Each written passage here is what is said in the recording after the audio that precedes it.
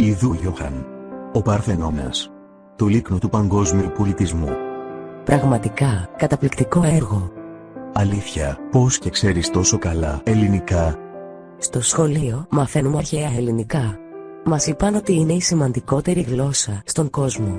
Εμένα μου άρεσαν πολύ, γι' αυτό έμαθα και νέα ελληνικά. Μα πώς γίνεται να σου αρέσει τόσο πολύ η Ελλάδα και να μην συμπαθείς τους Έλληνες? Μα είστε ανίκανοι. Εσείς θα καταστρέψετε την Ευρώπη. Δεν σου φαίνεται λίγο περίεργο μια μικρή χώρα σαν την Ελλάδα να καταστρέψει ολόκληρη Ήπειρο?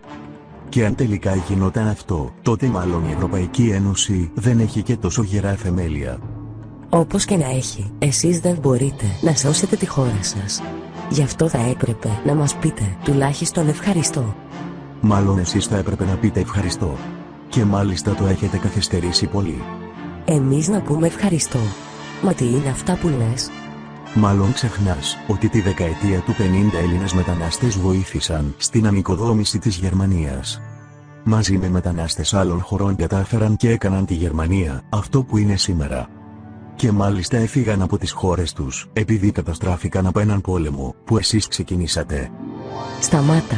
Δεν σ' αντέχω. Πολλά νεύρα έχει αυτός ο Γιώχαν. Τιμένος. Μάλλον γι' αυτό τη χώρα του τη λένε Γερμανία.